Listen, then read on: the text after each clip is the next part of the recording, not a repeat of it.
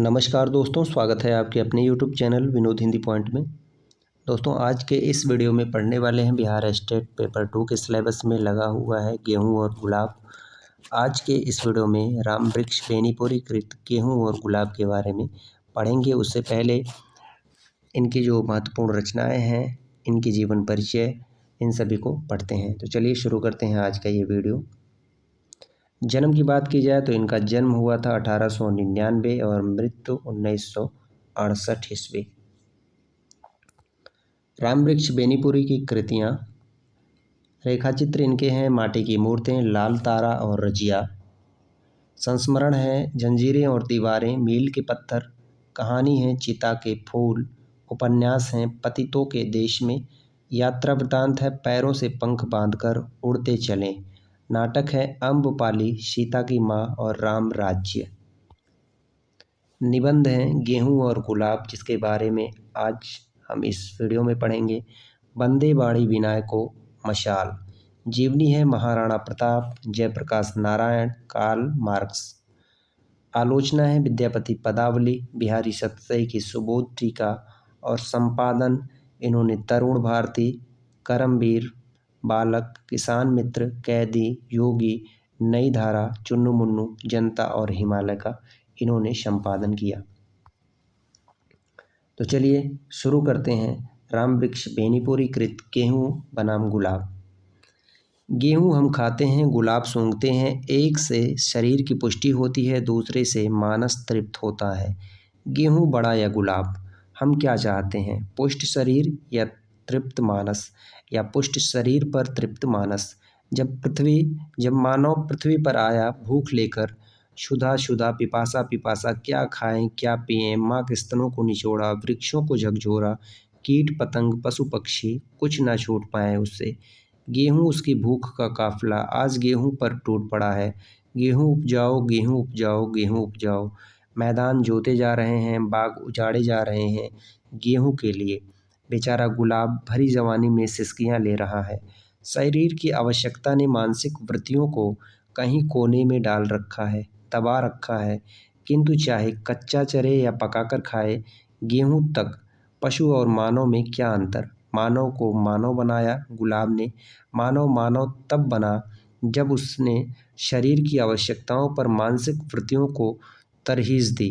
यही नहीं, जब उसकी भूख खाँव खाँव कर रही थी, तब भी उसकी आंखें गुलाब पर टंगी थी। उसका प्रथम संगीत निकला जब उसकी कामनियाँ गेहूं को उखल और चक्की में पीस कूट रही थीं। पशुओं को मारकर खाकर ही वह तृप्त नहीं हुआ। उसकी खाल का बनाना, ढोल और उसके सींग की बनाई तुरही मछली मारने के लिए, जब वह अपनी नाव में पतवार का पंख लगाकर चल कर उड़ जा रहा था, तब उसके छप छप में उसने ताल पाया, तरानी छोड़े। बाँस से उसने लाठी ही नहीं बनाई, बंसी भी बनाई। रात का काला घुप पर्दा दूर हुआ, तब यह उच्छ्वसित हुआ, सिर्फ इसलिए नहीं कि अब पेट पूजा की समिधा जुटाने में उसे सहूलियत मिलेगी, बल्कि यह आनंद विभोर हुआ। उषा की लालिमा से, उगते सूरज की शयने शयने प्रस्फुटित होने वाली सुनहली किरणों से, पृथ्वी पर चमचम करते लश लश उस कणों से। आसमान में जब बादल उमड़े, तब उसने अपनी कृषि का आरोप करके ही वह प्रसन्न नहीं हुआ। उसके सौंदर्य बोध ने उसके मन मोर को नाच उठने के लिए लाचार किया। इंद्रधनुष ने उसके हृदय को भी इंद्रधनुषी रंगों में रंग दिया। मानो शरीर में पेट का स्थान नीचे है, हृदय का ऊपर और मस्तिष्क का सबसे ऊपर। पशुओं की तरह उसका पेट और मानस समानांतर रेखा में नहीं है। जिस दिन वह सीधे तनकर खड़ा हुआ, मानस ने उसके पेट पर विजय की घोषणा की। गेहूं की आवश्यकता उसे है, किंतु उसकी चेष्टा रही है गेहूं पर विजय प्राप्त करने की। उपवास, व्रत, तपस्या आदि उसी चेष्टा के भिन्न भिन्न रूप रहे हैं। जब तक मानव के जीवन में गेहूं और गुलाब का संतुलन रहा, वह सुखी रहा, आनंदमय रहा। पृथ्वी पर चलता हुआ वह आकाश को नहीं भूला था, और जब आकाश पर उसकी नज़रें गड़ी थी, उसे याद था कि उसके पैर मिट्टी पर हैं। किंतु धीरे धीरे वह संतुलन टूटा। अब गेहूं प्रतीक बन गया, हड्डी तोड़ने वाले, उबाने वाले, थकाने वाले, नारकीय यंत्रणाएं देने वाले भ्रम का। वह श्रम जो पेट की क्षुधा भी अच्छी तरह शांत न कर सका। और गुलाब बन गया था प्रतीक विलासिता का।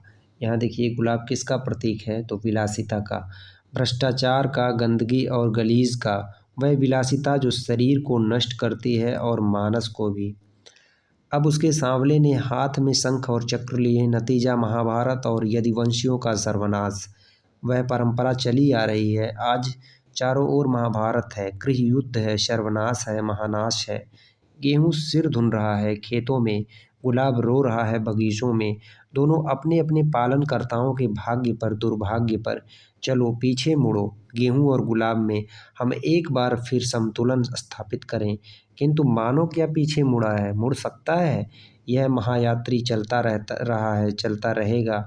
और क्या नवीन संतुलन चिरस्थायी हो सकेगा? क्या इतिहास फिर दोहरा कर नहीं रहेगा?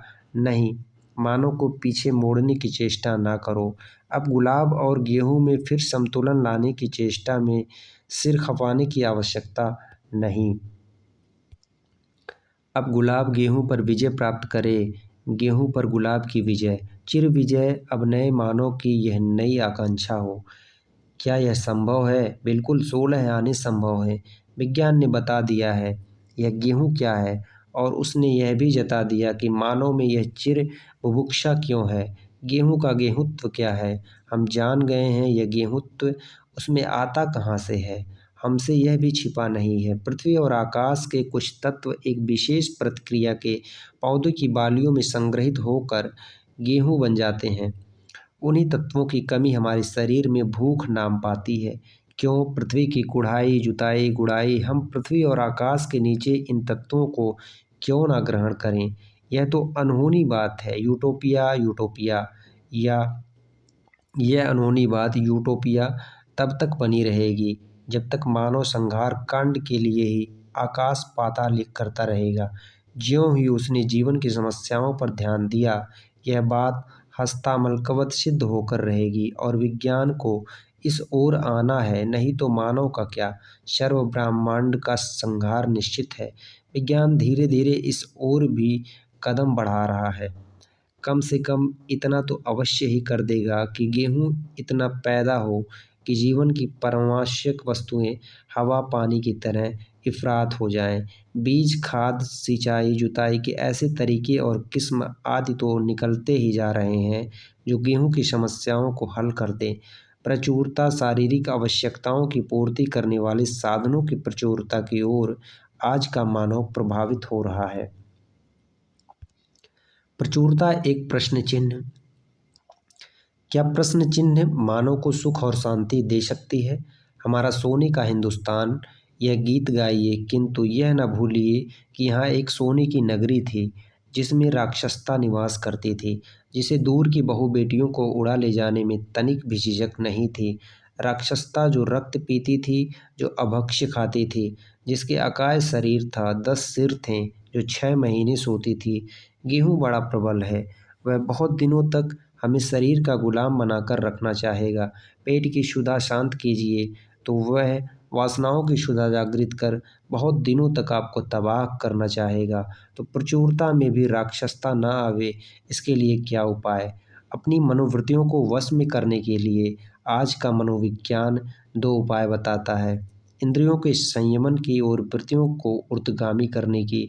संयमन का उपदेश हमारे ऋषि मुनि देते आए हैं, किंतु इसके बुरे नतीजे भी हमारे सामने हैं। बड़ी बड़े तपस्वियों की लंबी लंबी तपस्याएं एक रंभा, एक मेनका, एक उर्वशी की मुस्कान पर स्खलित हो गईं।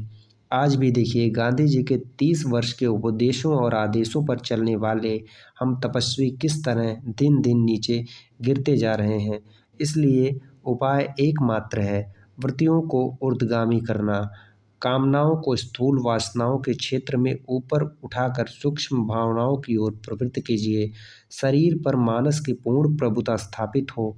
गेहूं पर गुलाब की, गेहूं के बाद गुलाब, बीच में कोई दूसरा टिकाव नहीं, ठहराव नहीं। गेहूं की दुनिया खत्म होने जा रही है, वह दुनिया जो आर्थिक और राजनीतिक रूप में हम सब पर छाई है। जो आर्थिक रूप में रक्त पीती है, राजनीतिक रूप में रक्त बहाती है। अब दुनिया आने वाली है जिसे हम गुलाब की दुनिया कहेंगे। गुलाब की दुनिया, मानस का संसार, सांस्कृतिक जगत। आहा! कैसा वह शुभ दिन होगा। हम स्थूल शारीरिक आवश्यकताओं की जंजीर तोड़कर सूक्ष्म मानव जगत का नया लोक बनाएंगे। जब गेहूं से हमारा पिंड छूट जाएगा और हम गुलाब की दुनिया में स्वच्छंद विहार करेंगे। गुलाब की दुनिया, रंगों की दुनिया, सुगंधों की दुनिया। भौरे नाच रहे हैं, गूंज रहे हैं। फूल सुगनी फुदक रही, चहक रहे, नृत्य गीत आनंद उत्साह। कहीं गंदगी नहीं, कहीं कुरूपता नहीं। आंगन में गुलाब, खेतों में गुलाब, गालों पर गुलाब खिल रहे, आँखों से गुलाब झाँक रहा। जब सारा मानव जीवन रंगमय, सुगंधमय, नृत्यमय, गीतमय बन जाएगा, वह दिन कब आएगा? वह आ रहा है। क्या आप देख नहीं रहे हैं? कैसी आँखें हैं आपकी? शायद उन पर गेहूं का मोटा पर्दा पड़ा हुआ है। पर्दे को हटाकर और देखिए, वह अलौकिक स्वर्गीय दृश्य इसी लोक में अपनी इस मिट्टी की पृथ्वी पर ही है। शौक़े दीदार अगर है तो नज़र पैदा कर। गेहूं और गुलाब की ये अंतिम पंक्ति है। शौक़े दीदार अगर है तो नज़र पैदा कर। ये थी राम वृक्ष बेनीपुरी कृत गेहूं और गुलाब से संबंधित जो महत्वपूर्ण तथ्य हैं। गेहूं और गुलाब को आज के इस वीडियो में हमने पढ़ा। आशा करते हैं ये वीडियो आप सभी को पसंद आया होगा। मिलते हैं अगले वीडियो में कुछ नए तथ्यों के साथ। तब तक के लिए नमस्कार।